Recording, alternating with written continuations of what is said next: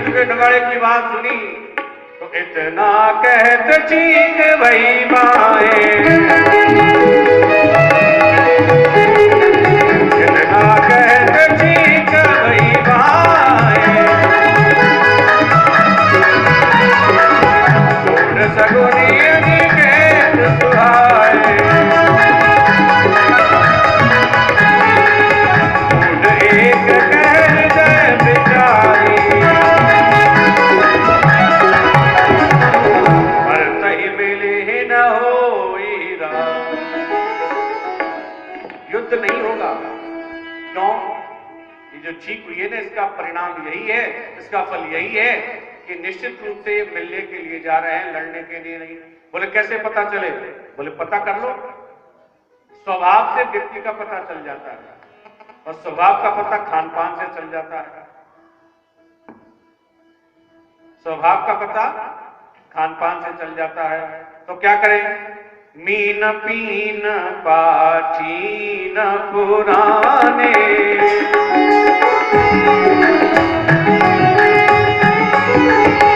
भरी भरी भार कारण आने,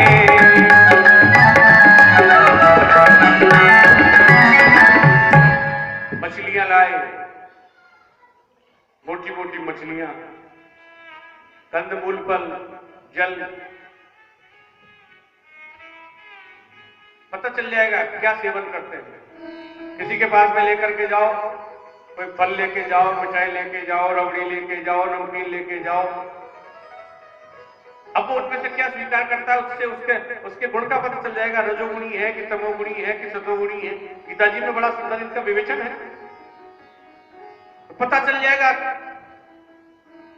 जाओ, सब लोग लेकर के गए, लेकिन भरत जी महाराज, भरत जी ने तो किसी को भी स्वीकार नहीं किया, क्योंकि वो तो तीनों गुणों से परे है, न रजोगुणी है, न तमोगुणी है, न सतोगुणी है। पता चल गया, तब कहा बोले क्या किया जाए? बोले इनसे मिलो, ये मिलने के लिए जा रहे हैं। निषाद राज मिल गए हैं उनसे। निषाद से पूछा क्या हुआ? बोले यहाँ पर विश्राम किया था, आए थे महाराज। कहाँ रुके थे? जरा वो जगह हमें दिखाओगे? वो जगह दिखाई गई। तो कनक बिंदु द्विचारिक देखे,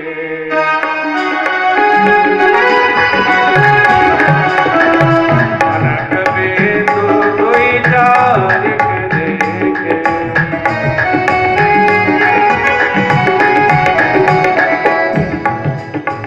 वहां पर कनक बिंदु मिले। उन कनक बिंदुओं को श्री भरत जी महाराज ने लिया तो ऐसा लगा जैसे मानो सीता स्वयं मिल गई। कनक बिंदुओं के रूप में मानो आज स्वयं सीता मिल गई है और उनको अपने सिर पर धारण किया। वहां पर जहां भगवान रहे थे उस जगह को बहुत प्रणाम किया और इसके बाद में पूछा, बोले सब क्या हुआ? बोले बेधी बाम की करनी,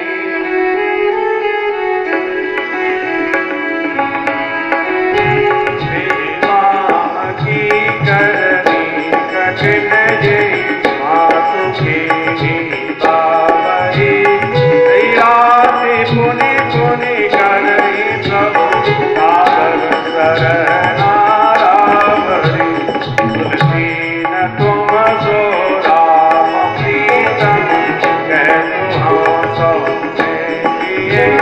परिणाम मंगल जानी अपने आदि के धीर। आपके जैसा प्रिय भगवान श्री राम को और कोई नहीं है। आप निश्चित रूप से धैर्य धारण कीजिए। तो सखा वचन सुनी उर्धरी धीरा, बास चले सुमिरत रघुबीरा। भगवान श्री राम का स्मरण करते हुए आगे बढ़ रहे हैं और उसके बाद बढ़ते हुए जा रहे हैं, बढ़ते हुए जा रहे हैं। आगे गए हैं, महाराज प्रयाग में पहुंचे हैं। प्रयागराज में भरद्वाज ऋषि के पास में आश्रम में गए। बड़ा सुंदर दिव्य दर्शन प्रयागराज का। देखत श्यामल धवल हिलोरे, एक तरफ से श्यामल हिलोर आ रही है, एक तरफ से धवल हिलोर आ रही है।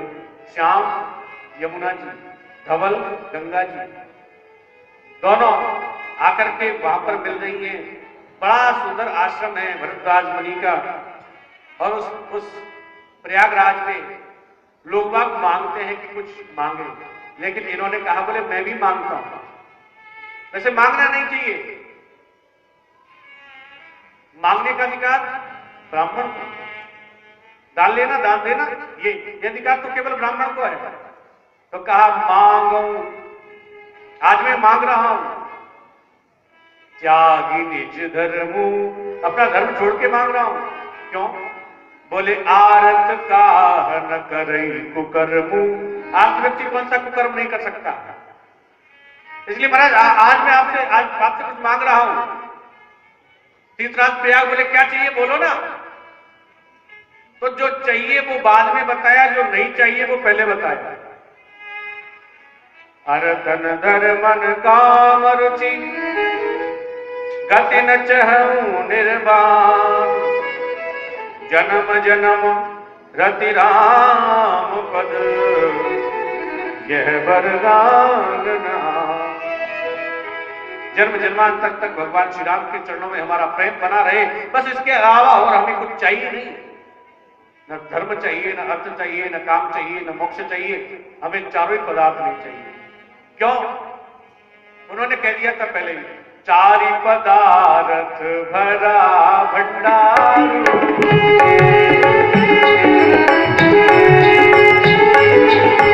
पुण्य प्रदेश देश अति चारो, चारों पदार्थ हमारे पास में है, जो चाहो सो मांग लो। तो ऐसा वरदान मांगा कि जो उनके पास है ही नहीं। वो तो पहले कह चुके थे चार पदार्थों का भंडार भरा है, और इन्होंने कह दिया अरथन धर्मन काम रुचि गति है निर्वाण, चारों ही पदार्थ नहीं चाहिए। तो क्या चाहिए? जन्म जन्म रति राम पद, यह वरदान नाम। बस हमको तो एक ही वरदान दे दो। आप सब लोग भी मेरे साथ में गाइए, सीता राम चरण रति मोरे, सीता राम चरण रति मोरे, अनुदिन बढ़ऊ अनुग्रह तोरे।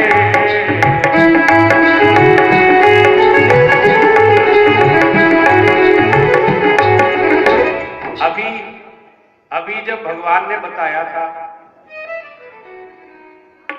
भगवान ने जब पूछा कि मैं कहां रहूं, तो वाल्मीकि जी ने 14 स्थान बताए। तो उन्होंने क्या कहा था?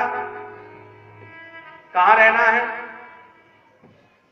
चाहिए चाहिए कबहु कछु, जिसको कभी कुछ नहीं चाहिए। तो चारों पदार्थ का लोभ लिया, बोले धर्म भी है, अर्थ भी है, काम भी है और मोक्ष भी है, चारों ले लो। लेकिन चारों नहीं लिए। क्यों? बोले कुछ चाहिए ही नहीं। और सहज स्नेह है, इसलिए तो भगवान राम हमेशा जग जप राम राम जप जी, इसलिए तो भरत जी भगवान को प्रिय हैं। भरत जी महाराज ने कुछ नहीं लेना स्वीकार किया और कहा बोले आप कृपा करके हमें यही दे दो कि भगवान श्री सीताराम जी के चरणों में नित्य निरंतर हमारा प्रेम बढ़ता रहे। बस दिन दिन हमारा प्रेम उनके चरणों में बढ़े। श्री भरद्वाज मुनि ने उनको रोका, उनको फंसाना चाहते हैं, सिद्धि सिद्धि बुलवाई, लेकिन संपत्ति चकई भरत चक, मुनि आय सुखिलवार, तेहि निशि आश्रम पेंजरा, राखे भाविनुसार। भरत जी के यहां पर क्योंकि एक नियम है, तसी पूजा चाहिए जस देवता, जैसा देवता हो वैसी पूजा होनी चाहिए। तो कहा बोले हमने बड़े देवता को निमंत्रण कर दिया, लेकिन उनकी व्यवस्था है नहीं, तो सिद्धि सिद्धि संपत्ति बुला ली, लेकिन भरत जी महाराज संपत्ति चकई और भरत चक, संपत्ति चकवी है, भरत जी चकोर है, चकवा है, और मुनि की आज्ञा है, ये आपस में खिलवाड़ है। रात्रि भर के लिए उनको बंद कर दिया गया, लेकिन भरत जी ने उस संपत्ति की ओर बिल्कुल भी देखा नहीं। समझ गए महाराज और कहा तुम चिंता न करो। इधर देवराज इंद्र के मन में खलबली मच गई और कहा बोले महाराज कुछ कीजिए, गुरुदेव कुछ कीजिए कि राम और भरत की भेंट ना हो। गुरुजी ने कहा क्या समझते हो तुम, हैं? इनकी भेंट को तुम रोक पाओगे? अरे भरत ही जान राम परिचय,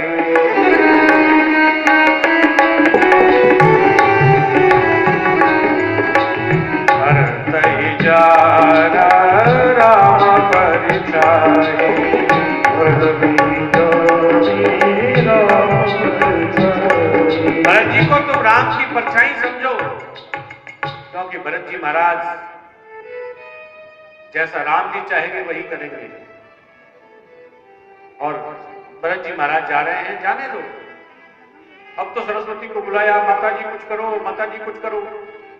सरस्वती जी कहने लगी एक बार कर दिया वही बहुत है। तब कछुकीन राम रुक जानी, पहले मैंने राम जी की आज्ञा मान करके ये काम किया, लेकिन अब कुचाली करी हो ही हानि। लेकिन अगर अब उल्टा सीधा कुछ किया तो मामला बिगड़ जाएगा, क्योंकि राम अपने अपराध को क्षमा कर देते हैं, लेकिन जो अपराध भगत कर करई,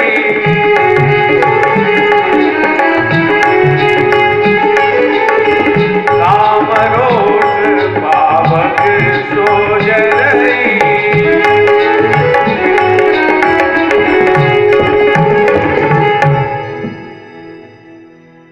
भगत का अपराध भगवान कभी क्षमा नहीं करते हैं, इसलिए अब भरत का कोई अपकार न कर।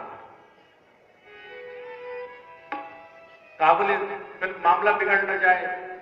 अच्छा एक बात बताओ, देवता ये चाहते थे कि मिले कि ना मिले? क्या चाहते थे देवता लोग? क्या चाहते थे? नहीं मिले।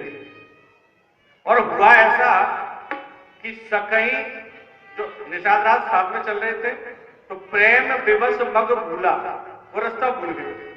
रास्ता दिखाने वाला रास्ता भूल गया राम के प्रेम से। अच्छा एक बात ईमानदारी से बताओ कि जो आदमी ये चाहता है कि ये वहां तक ना पहुंचे, तो उसका रास्ता रोकना चाहेगा कि नहीं? चाहेगा ना? लेकिन यहां उल्टा हो रहा है। जब रास्ता भूल गए तो देवता लोग पुष्प वर्षा करके रास्ता बता रहे हैं, यहां से आओ। पुष्प वर्षा कर करके और रास्ता बता दिया। क्यों? बोले यही तो राम जी की महत्ता। उन पुष्प वर्षा के आधार पर चले गए हैं। भरत जी ने कहा कहीं ऐसा ना हो कि राम को पता चले कि मैं आ रहा हूं और वो उठ करके कहीं दूसरी जगह न चले जाएं। क्यों? बोले क्या राम पर आपको भरोसा नहीं? बोले राम पर मुझे भरोसा है, लेकिन मेरे अपने भाग्य के ऊपर मुझे भरोसा नहीं। कहीं ऐसा ना हो कि मेरा नाम सुनते ही वो उठ करके वहां से चले जाएं। बोले नहीं, ऐसा नहीं होगा, बहुत प्रेम करते हैं तुमसे। दूर से देखा, बड़ा सुंदर आश्रम है।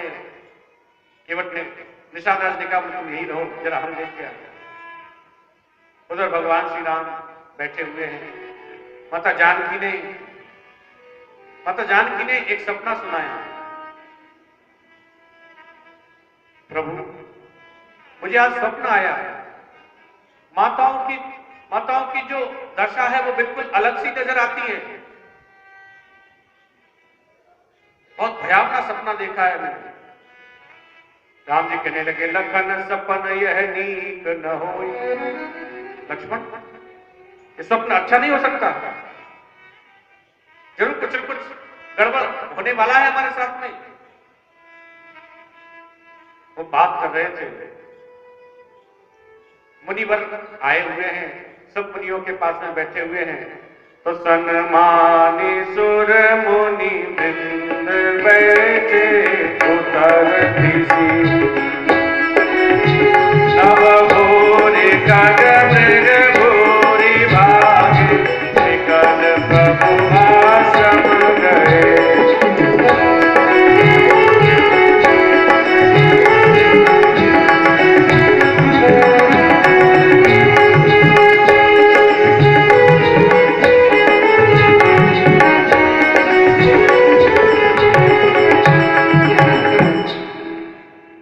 क्या हुआ, ये सब लोग ये इधर क्यों आ रहे हैं बन के वृद्ध दौड़ते हुए। तब तक कौल भीलों ने जाकर के सारा समाचार सुना दिया। अब जैसे ही लक्ष्मण को ये समाचार सुना तो कहा, बोले अच्छा,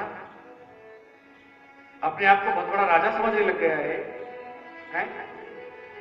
इसने सोचा कि वहां पर दोनों भाई अकेले हैं तो मैं उनको मार डालूंगा और फिर आराम से कंटक राज्य करूंगा। लेकिन प्रभु शायद इसको हमारे बल का कुछ अंदाजा नहीं है। अगर वो इस प्रकार से ये भ्रांति लेकर के आया है तो भरत ही समर सिखावर देव, आज मैं भरत को युद्ध क्षेत्र में सिखा दूंगा युद्ध करना क्या होता है। राम निरादर कर फल पाई, सो बहु समर सेज दो भाई। आज दोनों भाइयों को मैं समरांगन की सैया पर सुला दूंगा। सोचा कि वहां पर इनकी रक्षा करने वाला कोई है नहीं, दोनों भाई हैं, हम जाएंगे उनको वहां से मार देंगे, फिर निष्कंटक राज्य करेंगे। लेकिन मैं इनकी इच्छा पूरी होने नहीं दूंगा। राम जी ने समझाया, भैया ऐसा नहीं है।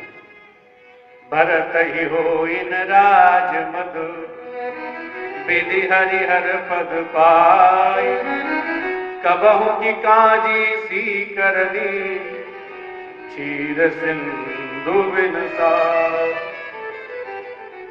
भरत जी को कभी राज्य मत नहीं हो सकता।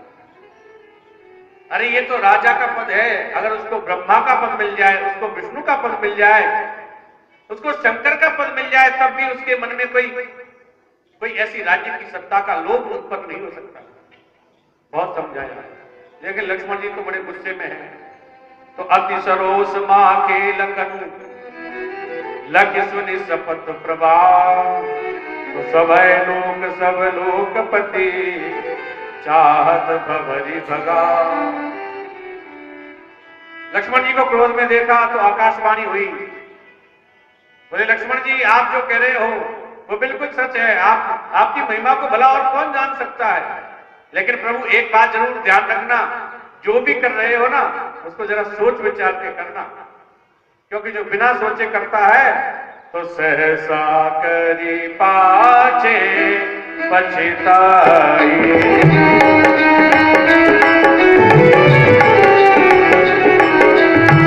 कही वेद बुध ते बुध नाई।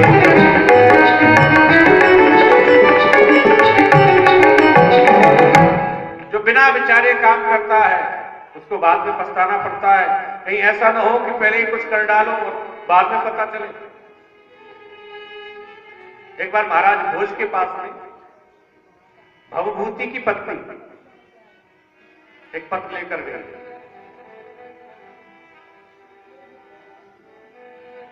उसमें अपने जीवन के बारे में बताया था, कैसी स्थिति हो गई है हमारी। एक तरफ सूर्य उदय हो रहा है, दूसरी तरफ चंद्र अस्ताचल को जा रहा है। मतलब इधर तो राजा का बड़ा प्रताप बढ़ता जा रहा है और उसका ही दरबारी कवि, उसकी हालत बिल्कुल कमजोर होती जा रही है। ऐसी स्थिति। और जैसे वो पत्र लेकर के राजा के पास में पहुंची तो राजा ने तुरंत उनको बहुत सारी मोहरें दे दी। लेकिन ये लोग दानी भी बड़े थे। गरीब आदमी में दान की भावना बहुत हुआ करती है, और ये मैंने प्रत्यक्ष देखा है। लगभग 2-3 साल पहले की बात है, मैं इंदौर कथा करने गया था और उस समय जिनके यहां भागवत थी, उन्हीं दिनेश जी की बात कर रहा हूं, उन्हीं के यहाँ काम करने वाली एक महाराष्ट्रियन औरत है जो भोजन बनाती है उनके यहाँ पर। तो उसने भागवत जी पर 500 रुपए चढ़ाने चाहिए, लेकिन उनकी जेब में मात्र 400 रुपए थे। तो दिनेश जी ने आकर के हमसे कहा, बोले महाराज जी इनकी इच्छा है कि 500 रुपए चढ़ाए और इनके पास 400 रुपए आए, तो हमने इनको कहा कि हम दे देते हैं 500 रुपए, फिर हम एडजस्ट कर लेंगे। तो बताइए, जिसके पास 1 रुपये 100 रुपए कम है वो फिर भी उससे अधिक चढ़ाना चाहती है। दीन है लेकिन फिर भी अधिक देना चाहती है। हम लोग तो जबरदस्ती के कंजूस बने बैठे हैं। हम तो सोच करके बैठे हैं कि पता नहीं कल का क्या होगा, लेकिन हमको क्या पता है कि कल हमारा क्या होगा।